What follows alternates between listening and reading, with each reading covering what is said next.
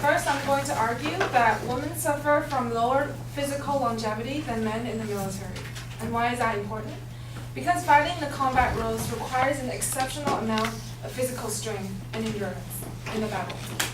Women are known to be inferior to men in physical strength. Physical strength between men and women, using data from the National Collegiate Athletic Association's long jump, high jump, and javelin throw competitions, show distinct differences between the sexes. From a number 0 to 80 in terms of strength, 5 to 10% of women falls under 80, and the rest 90% to 100% falls under 0, almost 0. While 85% to 95% male falls under 80, there is only 5% overlap between male and the female distributions. Dr. Wayne Westcott, a fitness research director at the South Shore YMCA, Massachusetts, said, "In my personal experience training men and women, I found that women possesses the same body strength as men from waist down and about 1/3 to 1/2 of the strength of men from waist up." And now, Marine requires male recruits to complete at least 3 chin-ups in order to pass their physical entrance exam, while females aren't asked to execute a single one. That isn't because the military is letting women off the hook easily. It's because the female body simply isn't optimally built, with weight distribution and less testosterone-fueled muscle mass for this exercise. Here's a quote from Marine Sergeant Reyes.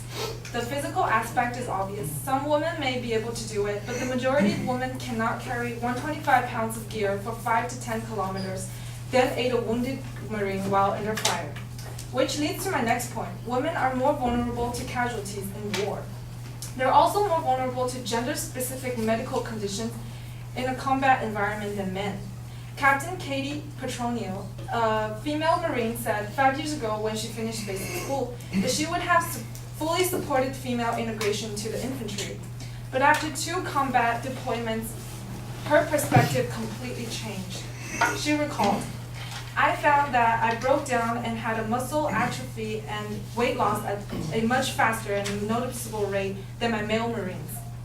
I can say with 100% assurance that despite my accomplishments, there is no way I could endure the physical demands of the infantrymen whom I worked beside, as their combat load and constant deployment cycle would leave me facing medical separation long before the option of retirement. I understand that everyone is affected differently. However, I am confident that should the Marine Corps attempt to fully integrate women into the infantry, we as an institution are going to experience a colossal increase in crippling and career-ending medical conditions for females."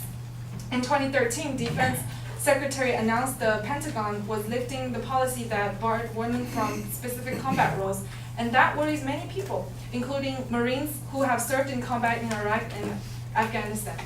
According to Thomas James Brennan, a soldier served in Afghanistan in the infantry role, being an infantry isn't about uncomfortable living situations. It is kill or to be killed, blood, entrails, and fear. We are a brotherhood, a collection of ragtag men who hunt and kill the enemy and travel to undesirable places to do even more undesirable things. That being said, the front line is worse than most people expected. Some women might be able to endure in a cruel environment, but most will not.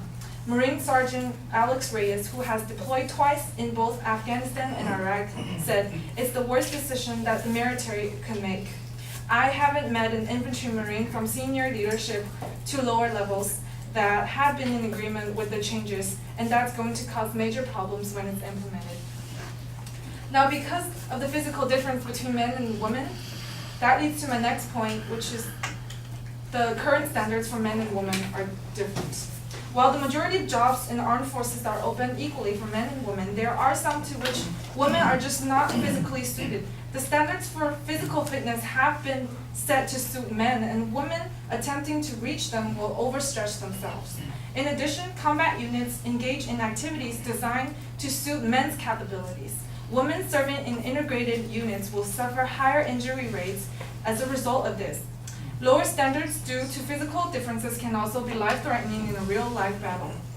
The Marines are dropping the fitness test meant to level the playing field for women because more than half of the female Marine has failed it, and the move won't lead to equality. Elaine Donnelly, president of the Conservative Center for Military Readiness and a critic of allowing women into infantry drill, wrote an email to the Associated Press. She said, "The Marine Corps found itself in such a predicament this week when it reported that 55% of female Marines in boot camp could not perform the minimum 3 pull-ups. The top score for male is 20 pull-ups, for a woman is 8 pull-ups. When officials claim that men and women are being trained the same, they're referring to bare minimums, not maximum qualifications that most men can meet and women cannot. Awarding gender norm scores so that women can succeed lower standards for all. Women will suffer more injuries and resentments that they do not deserve, and men will be less prepared for the demands of direct ground combat." Former Navy SEAL and military fitness trainer Stu Smith on military.com writes, "At an early age, we have been telling young girls that they cannot do regular pull-ups because they will never be as strong as boys. Well, part of that is true. Part of that statement is true. The strongest woman will never be as strong as the strongest man."